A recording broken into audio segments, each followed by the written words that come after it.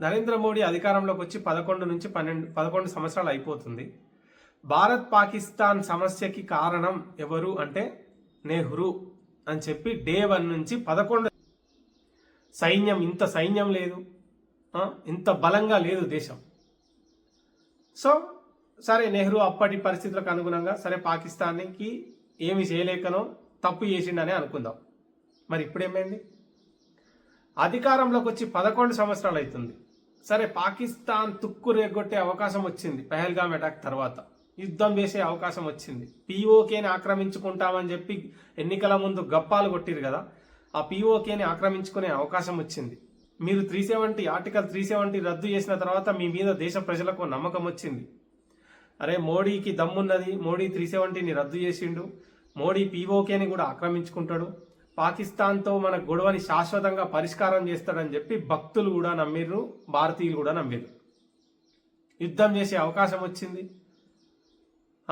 మీరు ఎవరినైతే వ్యతిరేకిస్తారో ఆ సెక్యులరిస్టులు కావచ్చు, ఇటు ముస్లింలు కావచ్చు, లేకపోతే అటు కమ్యూనిస్టులు కావచ్చు, వీళ్ళంతా నీ వెనకాల నిలబడ్డారు. మొత్తం యుద్ధం చేస్తాడు మోడీ, ఈసారి పీఓకేని ఆక్రమించుకుంటాడు, పాకిస్తాన్కి బుద్ధి చెప్తాడు, నెహ్రూ చేసిన తప్పుకి మోడీ పరిష్కారం చూపిస్తాడు అని చాలా బలంగా నమ్మిన దేశం నవ్వుల పాలైపోయింది, తలెత్తించుకున్నది. ట్రంప్ ముంగట తలంచి యుద్ధం ఆపేసినాం. పాకిస్తాన్కి బుద్ధి చెప్పే అవకాశం, నెహ్రూ చేసిన తప్పుకి పరిష్కారం చూపెట్టే అవకాశాన్ని చేతుల జారవిడ్చుకున్నారు. ఒక్కటి అడుగుతున్నా, చెప్పండి, యుద్ధం ఎందుకు ఆపేసిర్రు? దానికి బలమైన కారణాలు చెప్పండి. ఆర్థికంగా నష్టపోతుందంటారా? మనది ఫాస్టెస్ట్ గ్రోయింగ్ ఎకానమీస్లో మనది 4th ప్లేస్లో ఉంది. ఎందుకు నష్టపోతుంది? పాకిస్తాన్ వాడు కదా అడక్క తినేది, వాడు ఆల్రెడీ అడక్క తింటాడు.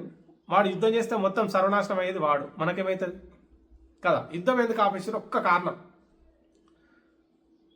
మోడీ భక్తులు కూడా అడుగుతున్నా, ఎందుకు ఆపేసారు యుద్ధం? ఒక్కటి కారణం చెప్పండి. వాట్సాప్ యూనివర్సిటీ వ్యాసాలు కాదురా రై, లాజికల్ కారణం ఏదైనా ఉంటే చెప్పండి. ఇక నుంచి మళ్ళీ నెహ్రూని బ్లేమ్ చేస్తే బత్తాయిలే తిరగబడతారు మీ మీద, ఎవడో కాదు.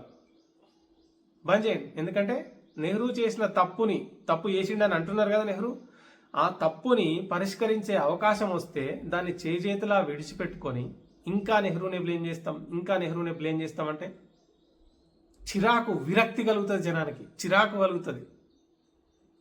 ఇటు పీకింది లేదు, చేసింది లేదు, కానీ మొత్తం ఆపరేషన్ సింధూర్ వాళ్ళు మహిళలు ముందుండి నడిపించిర్రు, ప్రపంచాన్ని తలెత్తుకునేటట్టు చేసిర్రు ఆపరేషన్ సింధూర్ తోటి. దాని తర్వాత యుద్ధం కూడా జరుగుంటే, పాకిస్తాన్ని తుక్కు రేగొట్టుంటే ఇండియా ఒక లెవెల్లో ఉండేది. వీళ్ళేం చేస్తున్నారు? యుద్ధం శాతకాలే కానీ ఆపరేషన్ సింధూర్ని ఓట్ల కోసం వాడుకుంటున్నారు. చచ్చిపోయిన ఆర్మీ శవాల్ని ఓట్ల కోసం వాడుకుంటున్నారు. బీహార్లో పాకిస్తాన్ బార్డర్లో తొడగొడతాడు అనుకుంటే బీహారీల ముందు తొడగొడుతున్నాడు.